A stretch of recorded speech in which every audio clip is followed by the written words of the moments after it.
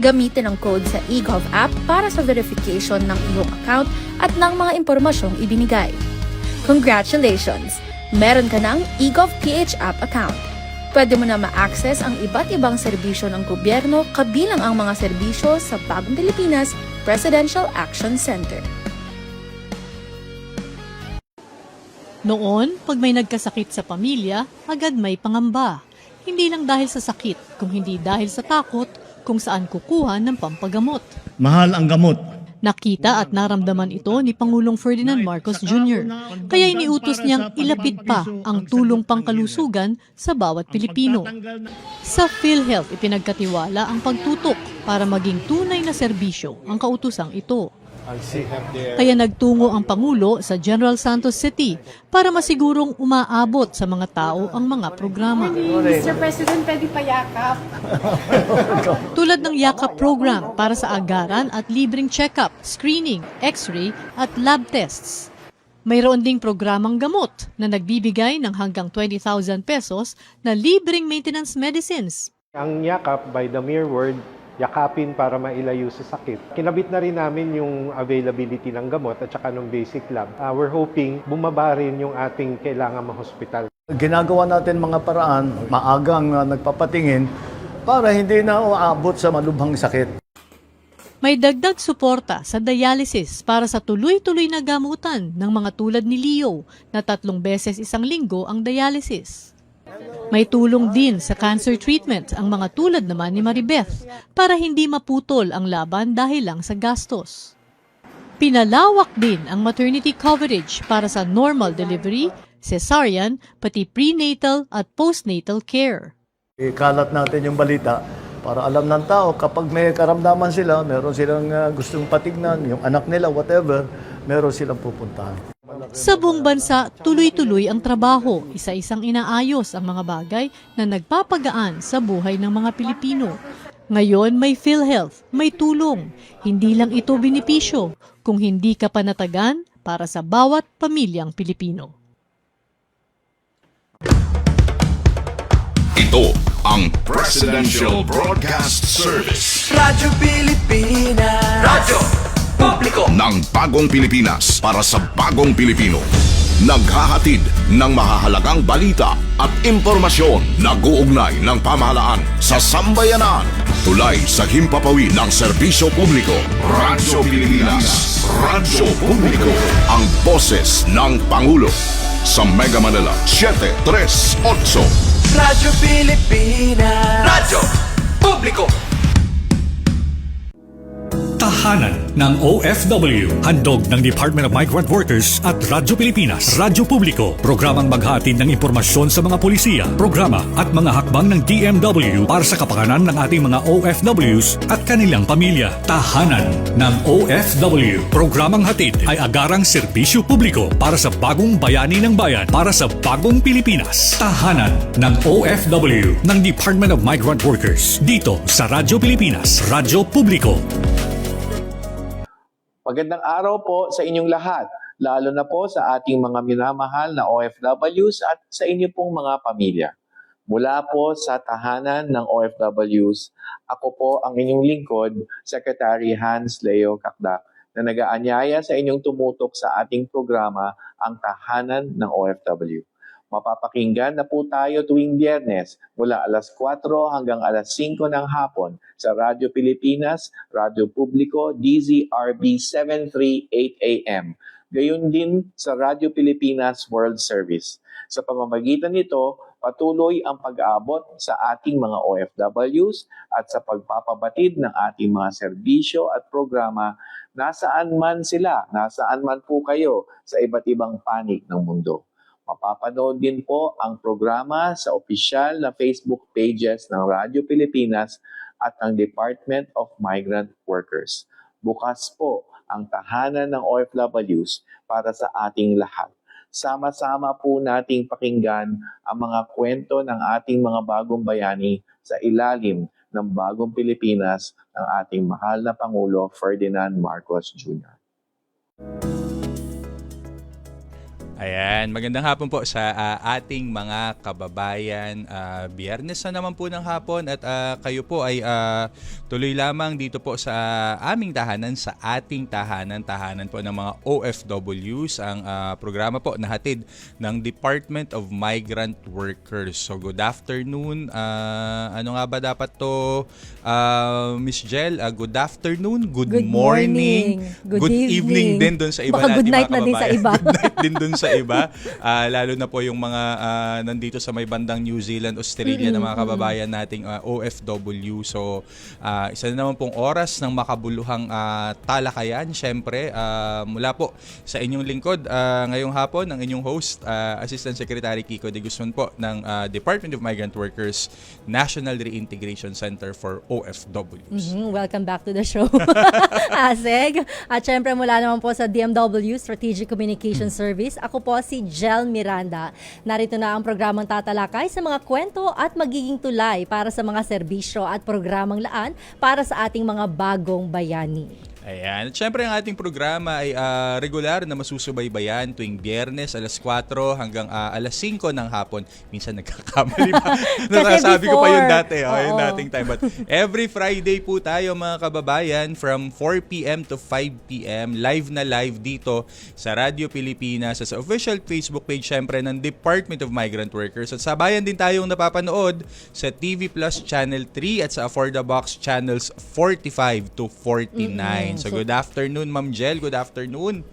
Ayan. At mamaya may guest tayo. Pero mamaya ako na pababatian. Siyempre. At syempre magandang araw, Asek. Sabi mo nga kanina, lahat ng greetings pwede natin sabihin. Dahil all over the world napapakinggan ang ating programa. Alam mo naman ng ating mga OFW lagi nga naming batuhan dito ni Director Charles at ni Asik Benny pag kami magkakasama ay kung anumang oras ay may gising, di ba? May gising na masisipag at ating ipinagmamalaki na mga overseas Filipino workers natin. Na syempre naman ay proud na proud tayo dahil sila naman talaga ay mga bayani, di ba? Mga bagong bayani ng ating mundo na talagang sumusuporta sa labor force ng iba't ibang bansa. Correct. At ang maganda po sa ating programa, pwede nyo kaming mapakinggan sa radyo, mapanood sa television, and of course, social media accounts, nandiyan na lahat. Ayan, okay, so huwag natin patagalin. Narito na po ang mga mahahalagang kaganapan sa loob at labas ng bansa. Ito ang Balitang DMW. Balitang DMW.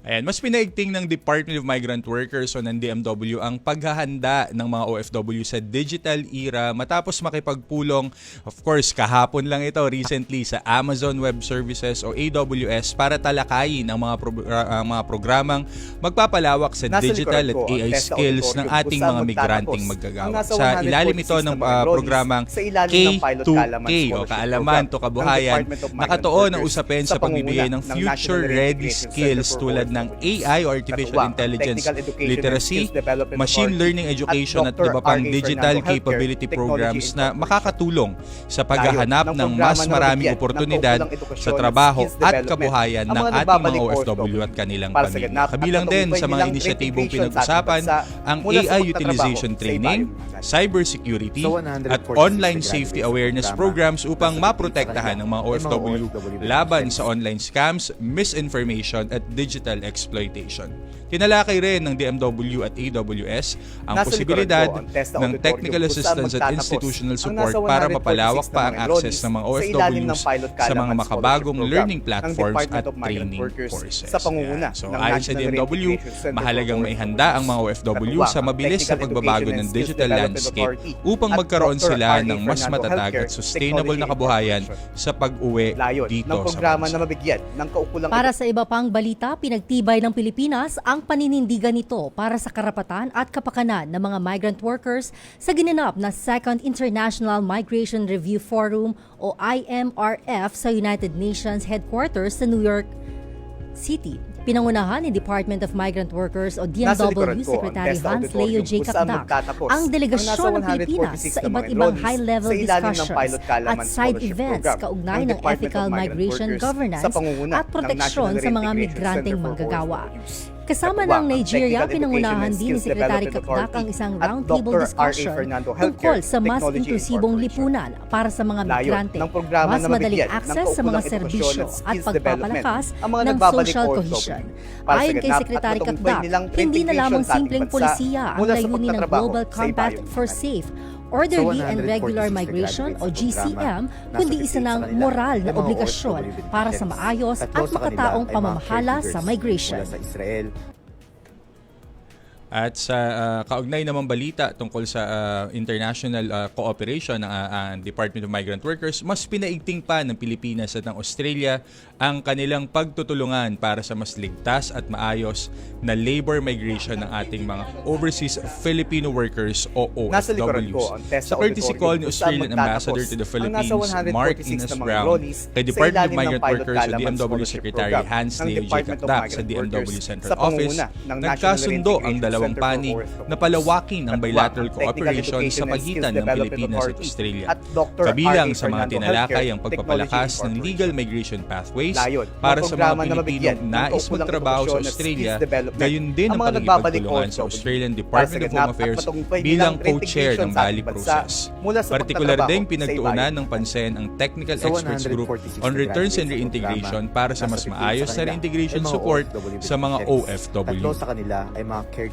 Samantala, pinangunahan ng Pilipinas ang pagbuo ng isang regional checklist na layong mapabuti ang pagbabalik at reintegration ng migrant workers sa mga bansang kasapi ng ASEAN, lalo na tuwing may krisis.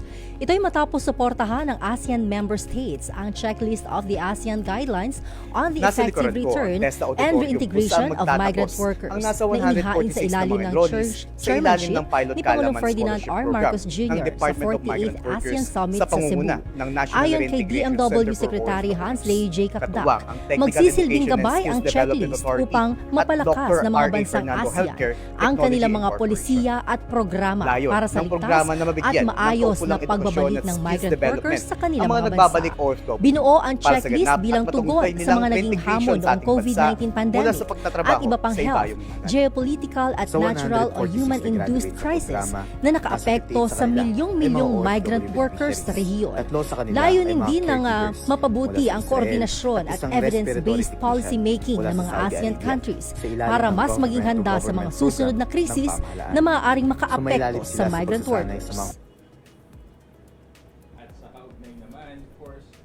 At sa kaugnay naman, meron din naman tayong mga recently lamang ay nagtapos sa Pilot Kaalaman Scholarship Program na handog ng Department of Migrant Workers at TESDA. 58 OFWs ito. At ang detalye ay ibibigay sa atin sa report ni DMW correspondent Rave Domicilio.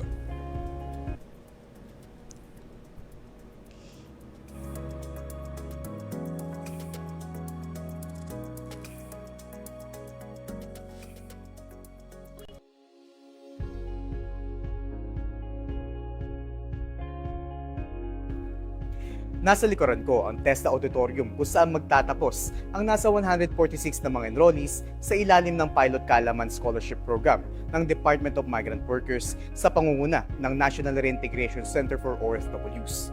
Katuwang ang Technical Education and Skills Development Authority at Dr. R.A. Fernando Healthcare Technology Incorporation. Layon ng programa na mabigyan ng kaukulang edukasyon at skills development ang mga nagbabalik OFW para sa ganap at matagumpay nilang reintegration sa ating bansa mula sa pagtatrabaho sa ibayong dagat. Sa 146 na graduate sa programa, nasa 58 sa kanila ay mga OFW beneficiaries. 3 sa kanila ay mga caregivers mula sa Israel at isang respiratory technician mula sa Saudi Arabia sa ilalim ng government-to-government program ng pamahalaan. Sumailalim sila sa pagsasanay sa mga kursong paramedics, emergency medical services, caregiving, at Emergency Vehicle Operator Course. Kabilang sa mga nagtapos si Rajeni Estabaya. Galing ako ng Israel as caregiver. Dahil po sa medyo magulo sa Israel, nagpasya akong umuwi na muna sa Pilipinas. So far, so good. Ang dami ko natutunan kasi ang feeling ko lang noon, kailangan ko na doon kasi gusto ko lang mag-refresh. Nag-enroll ako. Ang dami ko natutunan, magaling yung mga trainer, mababait yung mga classmate ko. Ngunit hindi naging madali kay Rajeni ang adjustment. Sa kabila ng hirap, pinagpatuloy pa rin niya ang training para sa kanyang upskilling. Actually, gusto ko na mag-back out nung in the middle kasi parang nakakapagod pala. Pero thank God, tinuloy ko. Laking opportunity talaga to. Nagbunga naman ang kanyang pagtsatsaga nang makasama siya sa 58 kapwa OFW na nagtapos. Nakatanggap din siya ng Excellence Award kasama ang 4 pang graduates. Ang mensahe ko dun sa mga kapwa ko ex-OFW, don't stop learning. Ang Pilot Kaalaman Scholarship ay ang flagship training component ng Kaalaman Program ng DMW na nagbibigay ng financial literacy, upskilling, at business reintegration. Through the Kaalaman Program, we aim to provide our migrant workers and their families with pathways toward dignified reintegration, lifelong learning, and economic resilience. Umabot sa 165 ang naging enrollees ng programa kung saan 58 ang mga OFWs. Karamihan sa mga OFW na nagtapos ay mga nagmula sa gitnang silangan. Mayroon din galing sa Asia and the Pacific, partikular sa Hong Kong. Sa pamamagitan ng Kaalaman Scholarships, nagsisilbi ito na inisyal na hakbang para sa upskilling at reintegration ng mga OFWs maging kanilang pamilya para sa mas maayos na pamumuhay dito sa Pilipinas. Ako, si Rave Domicilio para sa DMW, ang tahanan ng OFW. Alright, maraming salamat, Rave. Ang ganda ng program na yun, Asika.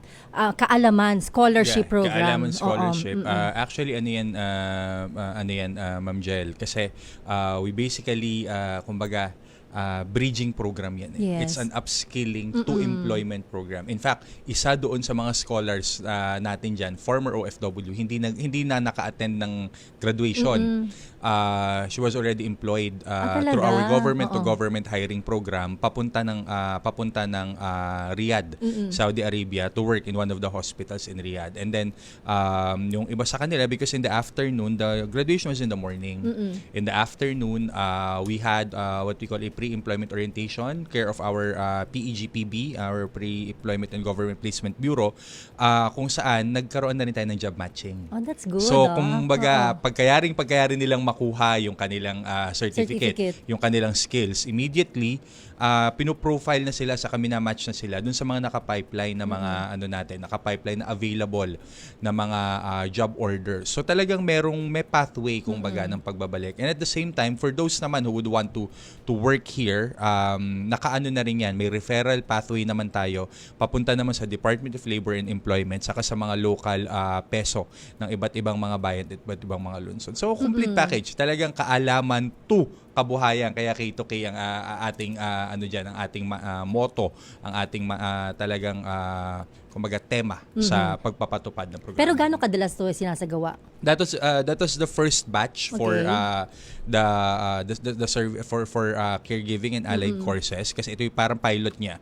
We started this late last year, and we're now starting the full rollout in the various regions of the country. May tatlong program strand. Ito nga, yung caregiving and allied services, paramedic, ambulance drivers, yung mga ganyan ng natin. And then yung pangalawa, yung isa pang strand na in demand din, both overseas and locally. Yun namang ating hotel, hospitality, and tourist-related services. May may partnership tayo with the Department of Tourism para dito, kasi malaki rin yung demand domestically para sa trabaho na ito. So maganda rin sa mga bumabalik nating OFW. And pangatlo nga, sabi ko medyo parang nung binabasa natin yung mga balita natin this week sa DMW, sabi ko bakit parang magkakakonek yata ang mga nabanggit kanina yung AI, yung sa AWS na natin. The third one is actually related to that. So upskilling in relation to tech-related naman. Tech-related na mga trabaho at skills. Artificial intelligence, machine learning, yung machine learning na tawag natin or ML. At andyan din syempre yung pati sa virtual assistant na natin. So, mga kababayan po na former OFWs at o kaya ang inyong mga kapamilya, pag kayo po ay interesado, tawag-tawag po sa ating regional office. Actually, we're running some service and we're contacting our repatriates, itong mga recent na libre po lahat yan at ang mga regional office po natin ay nagpapa-enroll ngayon para dun sa succeeding batches dyan po sa mga kurso na yun. Siyempre, inahandog natin sa pakikipagtulungan ng TESDA at of course ng OWA. Kasi ang OWA din ay may expanded na programa para din sa upskilling ng ating OFWs. Ayun. Thank you so much, Asek. Napakaganda po ng balitang yan. At doon sa ating mga naibahagi rin ng mga impormasyon ay napakalaking kapakinabangan yan sa ating mga OFW. Abangan naman sa aming pagbabalik, pag-uusapan natin ang Likhang Marino at Likha Global Business Competition. Diyan lang kayo, magbabalik agad ang tahanan ng OFW. Bilang pag-aanda sa The Big One o malakas na lindol sa Metro Manila, inilunsad ng Department of Public Works and Highways o DPWH sa tulong ng Japan International Cooperation Agency o JICA ang Metro Manila Priority Bridges Seismic Improvement Project.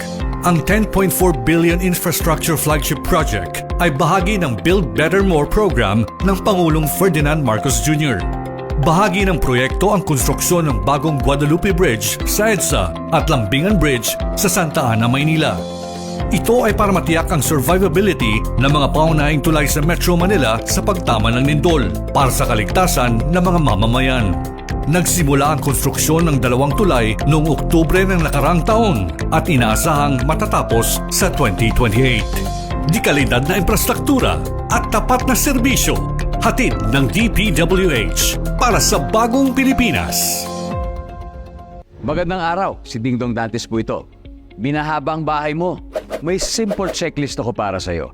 Una, check your outlets. Tignan kung walang cable na basa o nakababad sa baha bago buksan ang main switch. Pangalawa, check your surroundings.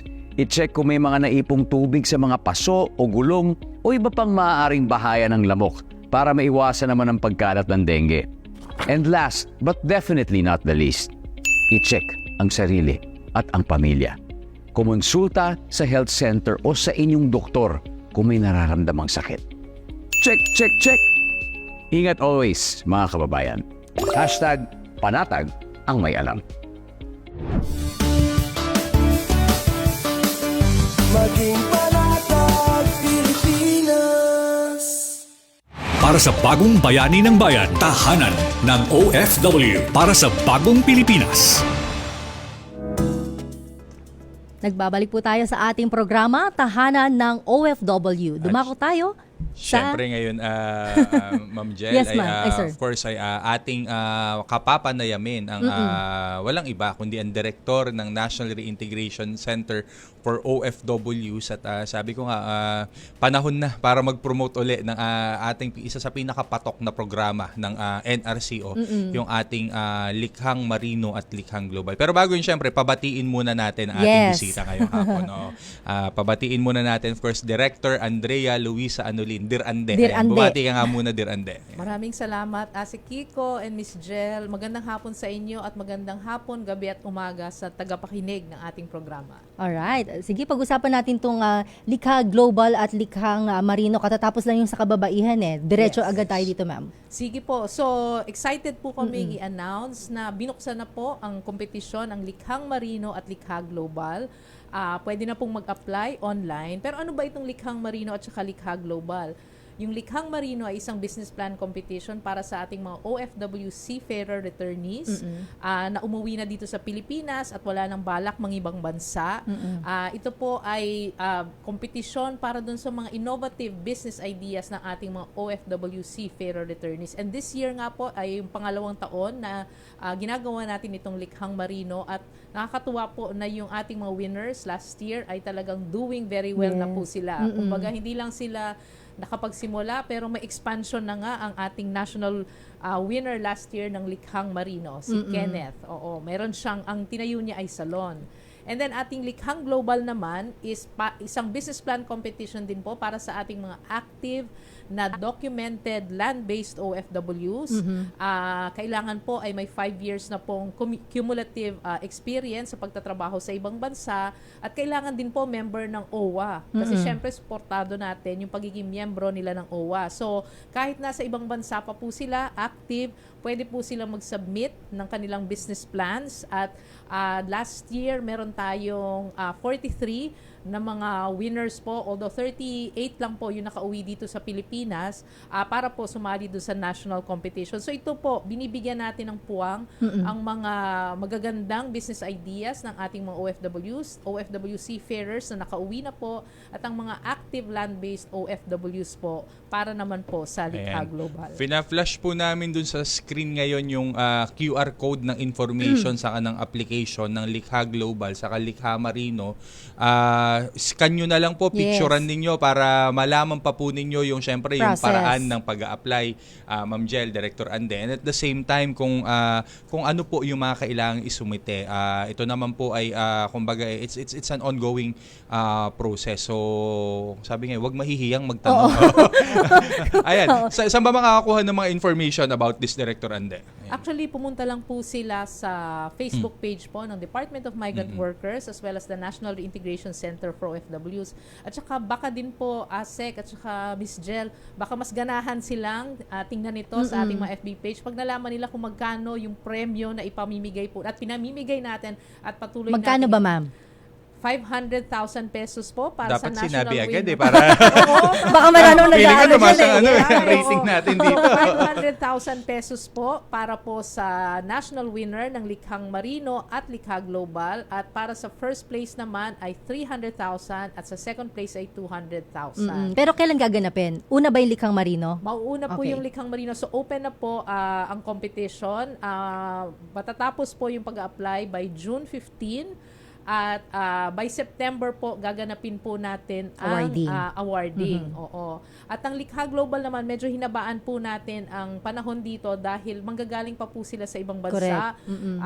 Pauuwiin po natin sila dito sa Pilipinas. At siguro, ASEC, pwede naman natin sabihin na sagot din natin ang kanilang lahat. Sagot natin. Ang ticket, napakamahal sa panahon na ito. Oo, medyo mahal. Pero sagot natin. Sagot natin, syempre. So sagot natin ang pagpapauwi sa kanila at dadaan sila pareho sa proseso ng business mentoring. Meron po tayong team na magbibigay ng business development seminar at mentoring and coaching sa kanila. At meron din po tayong nakaplanong mga educational tour at mga iba-ibang mga activities sa kanila. At talagang grabe talaga yung mga partners natin, mga bongga talaga. At natutuwa din kaming sabihin ni Ase Kiko na yung mga nanalo natin last year mula sa Likhang Kababaihan, Likhang Marino at Likha Global, lahat na po sila ay thriving ang kanilang mga negosyo. Yes. Alam mo actually, Ma'am Jel, 'di ba? Parang kasi nakaligtaan yata ni Director Ande. Hindi lang po ito yung hindi lang po yung nanalo ka ng first place 500. Nanalo ka ng second place 300. 1,000. Nanalo ka ng third place 200,000. Lahat po ng finalist ng Likhang Marino, kung ikaw yung regional finalist o yung magre-represent sa region mo, may guaranteed 100,000 ka. Okay. Si Likha Global, ganun din. Kung ikaw yung magre-represent ng migrant workers office mo o ng worksite mo overseas, may guaranteed 100,000 ka rin. But of course, and the training, the mentoring, lahat ito, priceless yun. Yes, lahat ito ay kasama for free. At sabi mo nga, nag-usapan natin, yung ticket pa lang kay Likha Global, pauwi at pabalik dito sa Pilipinas, the round trip one, kasama rin po iyon. At syempre, tinaon natin ng December dahil it's a season then of our OFWs going home so that they would also be able to be with their families. Yes. Pero Asek, gaano kahalaga nang meron tayong ganitong klase ng mga, not only a competition, pero programa talaga for the OFWs? I mean, about the importance, I guess, of yes, this actually, maganda itong ganitong klaseng mga programa kasi it encourages our OFWs na pag-isipan na rin talaga ang kanilang pag-uwi dito para dun sa mga active para sa Likha Global. At yung mga nakauwi naman na meron silang business ideas actually, pero medyo nahihirapan sila siguro to execute yung mga plano nila. Kasi ito nga, it does not only provide capital support, but it also provides business mentoring, exposure sa iba't ibang klaseng mga training. Kanina nga sinasabi ko sa inyo na ang ating Likhang Kababaihan 2025 National Winner at Likha Global 2025 National Winner, nag-a-attend sila ng isang business development training ng Department of Science and Technology. So, mas hindi natin ba siya binibigay sa kanila yung pera, tinutulungan at sinusuportahan natin sila para mas lumakas ang kanilang kakayanan na mapaunlad palalo ang kanilang mga negosyo. Medyo maganda na nga yung sa Likhang Kababaihan kay Sweet Rose na pinapasok na natin siya sa MSME Hub ng DTI. Si Marisol na Integrated Sustainable Farm ay talaga namang umaalagwa na din ang kanyang negosyo. Pati yung iba nating mga winners so far. Yeah, I mean, so hindi siya na-stop doon, hindi siya Ase, na-stop, kasi oo. sa contest lang. Pero Hindi. nagtuloy-tuloy Oo. talaga. I mean, tell us more about that part, Director Ande. Kasi dito, Miss Jel, sabi nga namin, hindi lang po ito yung, sabi ko nga, yung cash grant, yung Yes. seed capital. Hindi lang po ito yung panimulang mentoring. But your ideas are actually being nurtured. Mabubuksan mo yung negosyo mo. Magpapatuloy ito at lalago ito because of the huge support, the network of support that's being opened. The door, it's not actually just the door. The door, the window, everything is being open to you bilang isang OFW na suporta ng pamahalaan. Because all of the members of the National Integration Network, of course, are actually part of this. And if you could tell us more, Director Ande, regarding yung experience siguro ni Marisol, regarding kung ano na ba yung mga na-avail niya. Marisol is our Likhang Global Grand Winner last year. And she's an OFW from Qatar. She's an OFW from Qatar. Bumalik na siya dito, although she still does some work for her Qatari employer. Nandito na siya, and she established a sustainable farm in Davao. So hindi lang ito nagbukas ng isang bed and breakfast sustainable farm type, but she's now doing several other projects, not just through the Department of Migrant Workers and OWA, but with our other partners. Tell us more about that, Director Ande. Kababanggit ko nga lang kanina, ASEC, Miss Jel, na umattend sila ngayon ng Business Development Training ng Department of Science and Technology na miyembro rin po ng ating National Integration Network. At meron din pong mga support. I think nag-attend din yata ng mga trainings ASEC and sa DA po, sa Department of Agriculture. So talagang nandoon yung suporta. Sabi nga, hindi lang yan nung natapos yung competition at naibigay sa kanila yung pera, hindi lang po yun gano'n. Talagang sinusuportahan po natin sila sa iba't ibang pamamaraan para masigurado na talagang ma-operationalize ang kanilang mga negosyo at mag-scale up talaga ito. Of course, ang ating end goal pa rin, yung hindi na sila forever OFW eh. Andito na yung negosyo nasa ating bansa na. Though yung ating Likha Global, active, kailangan active OFW ka pa, di ba? Pero baka naman iniisip nila after 10 years pa sila uuwi. Pero dahil nakapagtayo sila ng negosyo, baka makauwi na sila the following year, di ba? So, mas maikli na yung time na mawawalay sila sa kanilang pamilya at makakauwi na talaga sila dito sa Pilipinas. Alam, Ms. Jel, yan yung konsepto nga natin sa reintegration. Sabi nga natin, hindi naman kasi ang target lamang natin on our side sa DMW at sa OWA, hindi lamang naman natin target yung OFW mismo. It's actually the family itself. Kasi syempre, di ba, nag-OFW dahil gustong suportahan at tulungan yung pamilya. So if we can actually help the families right now here in the Philippines. Example, yung etong isang isang kasama natin na second placer, si Catherine of Tarlac, second placer siya sa Likha Global. Bumalik siya kasi kakastart lang niya ng contract last year. Bumalik pa siya uli ng Kuwait. Pero bago siya umalis, nagsimula sila nung kanyang goat farming business. So hinihabilin niya ito sa kanyang asawa, saka dun sa family nila. At ang sabi niya sa atin noon at the time, Director Ande, sabi niya ay last contract ko na po. Sana po ay maging successful yung goat farming kasi ito na po yung huling kontrata. Uuwi na po ako magpo-for good na. Diba? So, tsaka hindi lang siguro yung family nila, ASEC, even their community. Yes. Yung ating third placer sa Likha Global, si Jimmy, worker siya sa Czech Republic. Ang kanyang business idea is lambanog. Napaka-Pilipino, 'di ba? Lambanog. And nakita namin na nakikipagtulungan siya sa local government of Real Quezon at yung mga lambanog farmers in that community. So it's not nakatulong. Nakatulong. So it's not just the family, it's not just the OFWs but also their community. So talagang yung sinasabi natin na makapag-contribute sila to national development, which is ginagawa naman nila, pero ito sa pamamagitan ng kanilang mga negosyo o mga enterprises na itatayo nila. But you know what, Miss Jel, the good stories coming from Likha, just keep on kasi hindi lang ito yung winners. Hindi lang yung winners. Nagugulat nga kami ni Director Ande kasi syempre expected. First place, second place, third place, 500, 200, 300. Yung seed capital mo, ang grant mo. Sabi namin, expected. Makakapagtayo, magta-thrive yung business. But in Likhang Marino, for example, we have the finalists. These are not part of the top winners. Already having their thriving businesses. And when we say thriving, hindi lang ito nakapagbukas. They're actually well recognized in their communities, in their regions, doon sa mga pinasimulan nilang negosyo.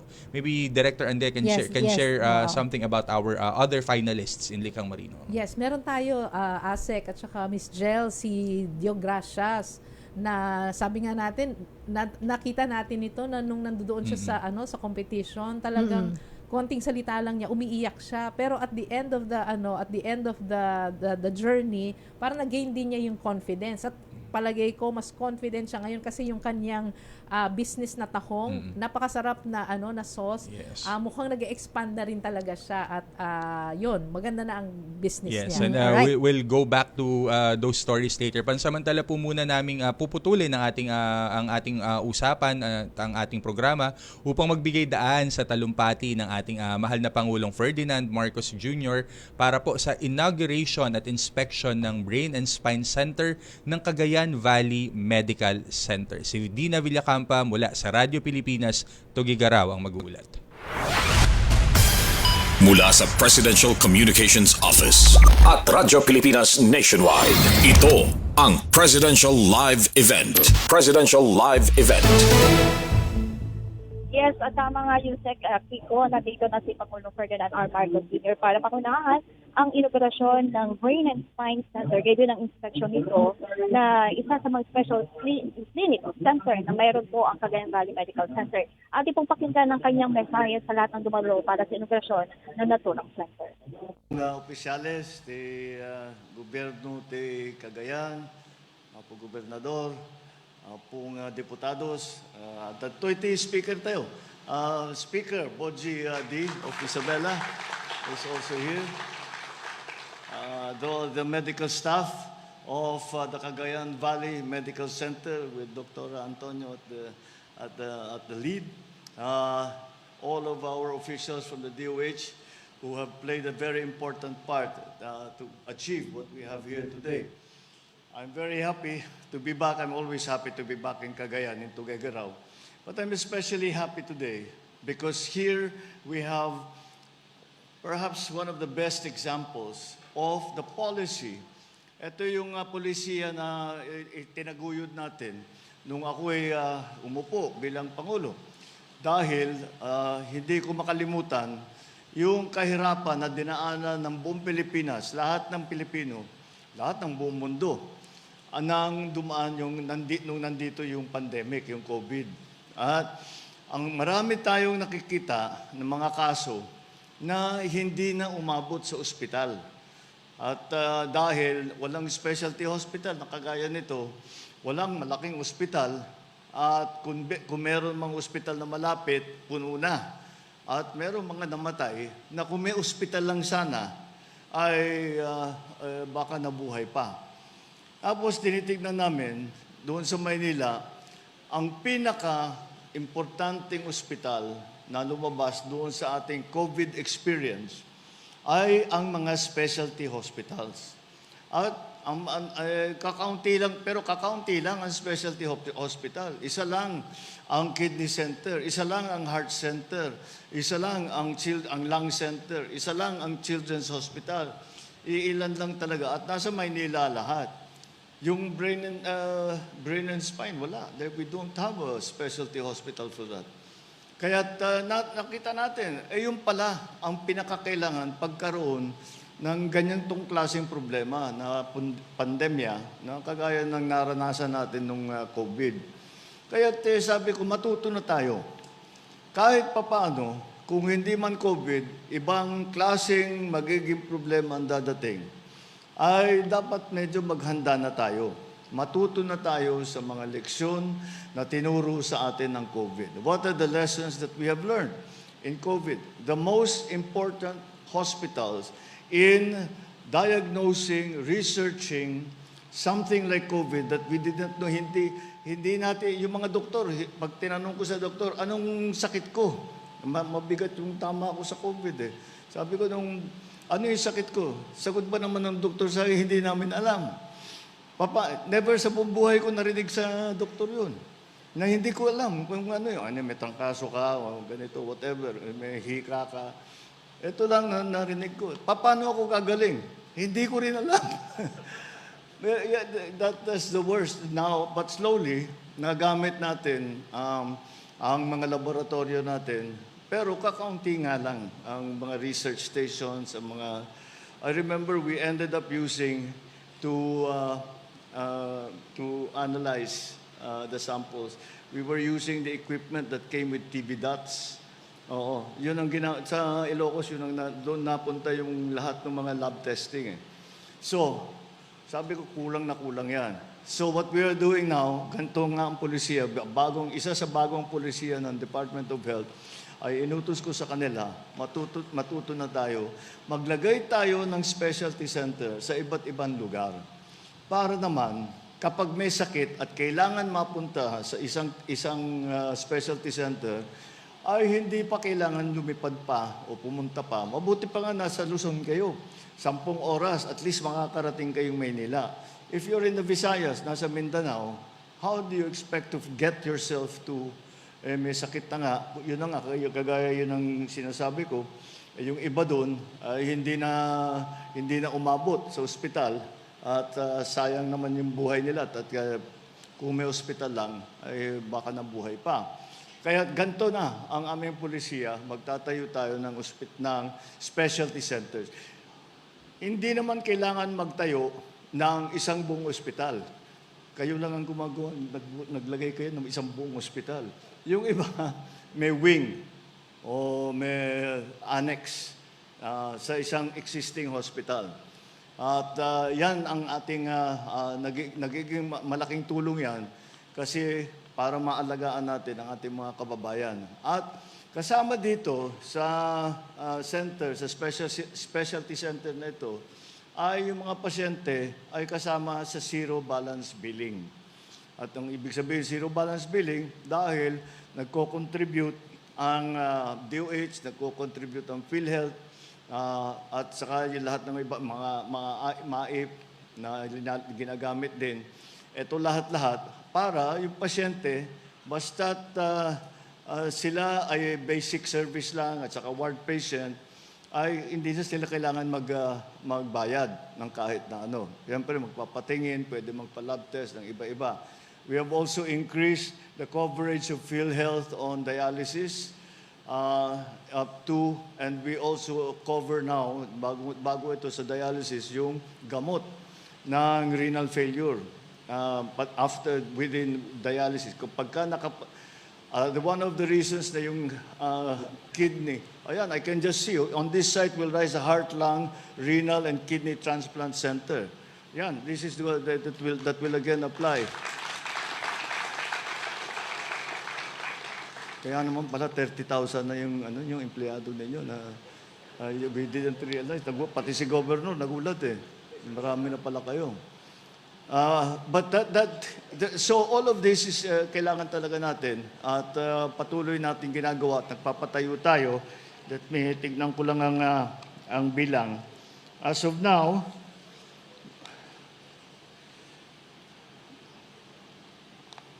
we are targeting 349 specialty centers by the time I leave office in 2028. And like I mentioned, we will continue magtuloy-tuloy ang ating palawak ng health benefits na nanggagaling sa PhilHealth. Ang PhilHealth naman, very healthy naman. Kaya naman nila siguro mag-cover.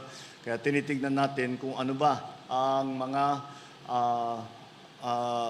mas maidagdag pa na serbisyo ng PhilHealth. Like I said, we increase the coverage for dialysis and even the length of time that we provide assistance. And then the medicines for after you have a kidney transplant, the medicines after. Marami kasi may renal failure, hindi magpa-kidney transplant, takot sa gamot pagkatapos. Because they have to, pero ngayon, covered na ng PhilHealth. Cancer, in-increase din natin drastically ang coverage.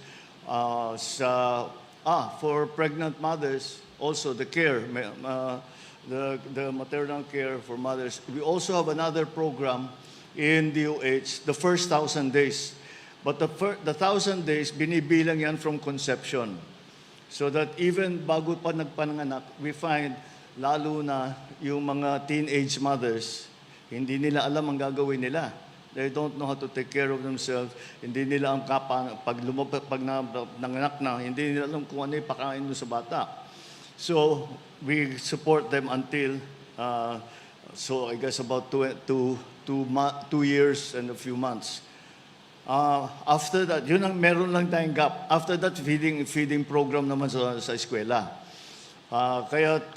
We are trying our best kasi naman ang statistics pa sa atin, ang stunting ay hindi maganda. Kaya tinaayos natin yung hindi lamang yung paggamot. Kailangan that the first 1,000 days, lahat ng bakuna kukumplituhin para dun sa bata. All the vaccinations will be given. So it is very important because we have to have a healthy society para naman tayong lahat makapaghanap buhay ng mabuti, para naman makatulong tayo sa mga pamilya natin at yan lang naman ang mga hangarin natin.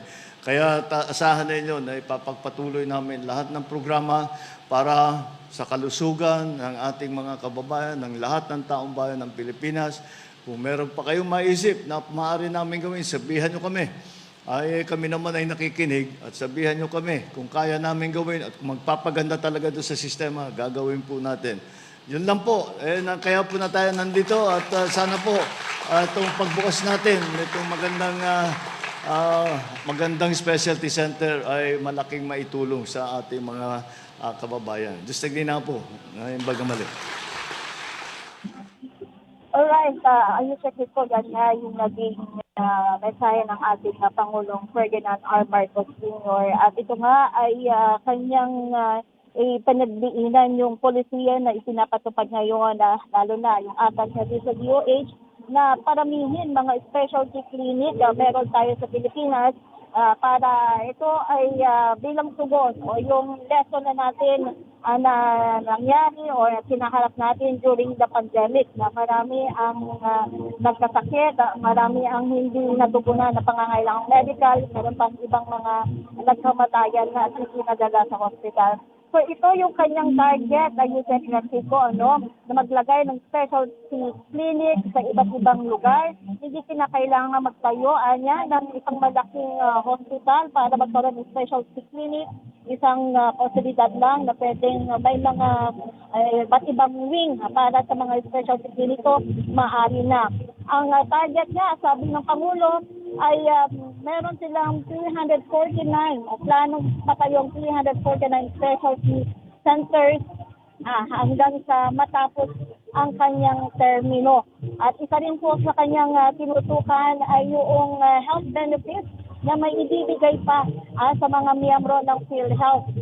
Nabigyan na nga ng tutok yung cancer risk, nabigyan na rin ng tutok yung maternal care. Ngayon naman ay palalakasin niya ang 100 days para sa ating mga ticketing, yung palalakasin ng feeding program, milk feeding program para mapataas at maalis sa stunted o yung stunting na level yung ating mga kapadaan. At sa first 100 days, sabi ng Pangulo, dapat lahat ng mga bata ay nakumpleto na ang kanilang bakuna. At importante ito para malusog tayo, para makapagtrabaho ng maayos at mapaunlad ang ating bansa.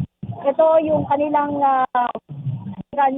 target at kung ano pa daw yung pwedeng rekomendasyon ng bawat Pilipino, pakikinggan nila para doon sa kanilang target na sa bagong Pilipinas, ang bawat buhay ay mahalaga. So yan, Yusek ko ang kaganapan sa pagdating ng ating Pangulo para pangunahan ang inaugurasyon ng Brain and Spine Center. Yan yun ang isalawang inspection dito sa Cagayan Valley Medical Center. Mula sa Radyo Pilipinas, Mindanao, Pinatudaw, Pinakapa, Radyo Pilipinas, Radyo Publiko. Mula sa Presidential Communications Office at Radyo Pilipinas Nationwide, ito ang Presidential Live Event. Presidential Live Event. Ayan, salamat sa ating correspondent mula of course sa inauguration ng Brain and Spine Center ng Cagayan Valley Medical Center of course in Tugigaraw, Cagayan. Of course, napakaganda talaga ng mga proyekto na pinapasinayaan ng ating mahal na Pangulo, Pangulong Ferdinand R. Marcos Jr. Speaking of programs and projects, balikan natin Ma'am Jel at may konti pa tayong oras. Balikan natin si Dear Ande. Yung naikukwento kanina ni Director Ande yung tungkol sa mga success stories natin sa Likhang Marino. Ayan. Yes, Asek, actually, kanina binanggit ko si Dio Gracia. Si isa pa natin na finalist, si Melvin Awid. Napakaganda rin kasi ng kanyang business idea, Vanilla Farm, yung sa kanya. So, hindi siya, 'di ba? Hindi siya common. Talagang sabi nga niya, nung kinukwento niya yung kanyang business idea, ayaw nila ng artificial na vanilla kasi may pamamaraan naman kung paano mag-produce ng natural vanilla. At natutunan niya ito dun sa isang parang experience niya sa pagiging seafarer niya. So Pagdaong daw nila kasi siya ay dating seafarer na ang ruta niya ay dumadaan ng Madagascar. Wow. So pag nagpo-port of call sila sa Madagascar ay ito daw, vanilla daw yung isa sa gusto daw niya yung vanilla. So he was able to start and cultivate that in Sarangani dito. Tapos meron na siyang sinusupport ASIC din. May isa ng coffee shop dito sa Quezon City na kumukuha na ng vanilla kay Melvin. Ayun, ang ganda. At Diba lang ay Sarangani coffee. Basta gano'n.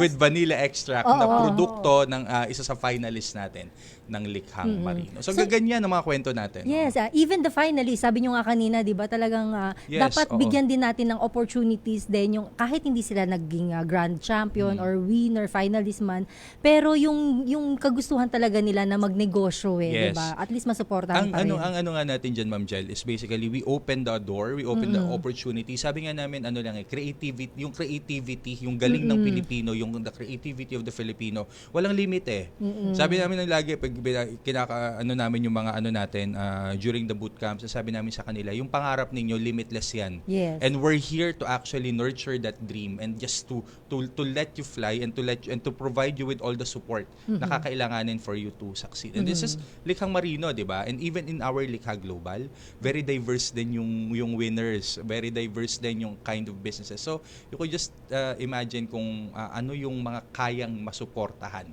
ng sama-samang sama-samang pagtulong at sama-samang pagkilos ng iba't ibang ahensya ng gobyerno. Pero ano ba yung mga business ideas na talagang swak or parang talagang akma para sa ating mga Pilipino na tinitingnan ng DMW?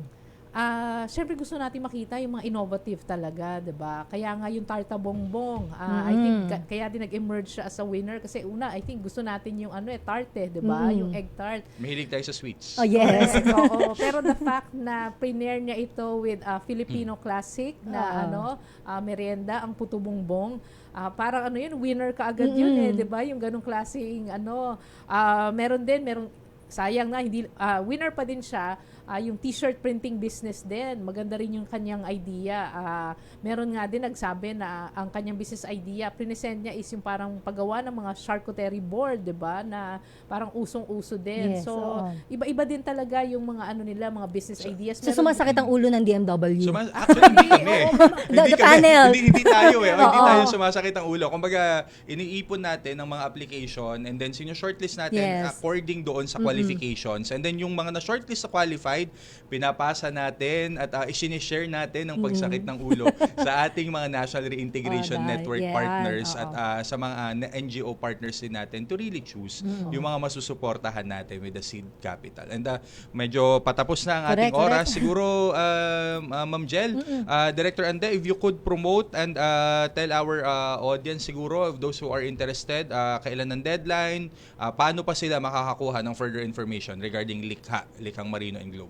Sige po. So inaanyayahan po namin ang lahat ng mga OFW seafarers na nakauwi na dito sa Pilipinas na sumali po sa Likhang Marino. It's our business plan competition para po masuportahan yung mga business ideas ninyo at ma-transform natin ito into concrete businesses na tutulong sa inyo, sa inyong pamilya at sa inyong komunidad. Para naman po sa ating mga active na land-based OFWs na documented, member ng OWA at mayroong cumulative OFW experience ng 5 years.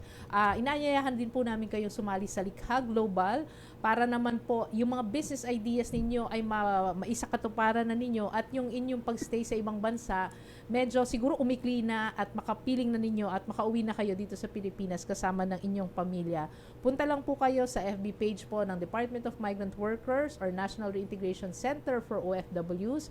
Meron pong QR code doon, nandoon din po yung mga mechanics, nandoon din po yung paano mag-apply. So hindi nyo na kailangan pumunta po sa mga offices ng DMW. Online po, pwede po kayong mag-apply. So hintayin po namin yung mga applications ninyo at para mahirapan kaming pumili kung sino yung dapat na And mag-apply. deadline for this year is on June 15. Ayan. So may mahigit isang buwan pa po kayo para po mag-apply at para po pag-isipan at isulat ang inyong pangarap po na negosyo. Alright. Maraming salamat, Dear Ande, sa oras at pagkakataon na ibinahagi mo sa amin. Kabayan, para sa mga mahalagang anunsyo, komento o iba pang serbisyo, maaari niyong makontak ang DMW sa mga opisyal na website, email address, social media channels at hotline numbers na makikita ninyo sa inyong screen. Amin pong pinahalagahan ang inyong mga feedback para higit namin kayong mapaglingkuran. At yan po ang naging kabuuan ng ating programa. Muli nyo kami samahan sa susunod na Biyernes, alas 4 hanggang alas 5 ng hapon mula sa DMW Strategic Communications Service. Ako po si Jel Miranda.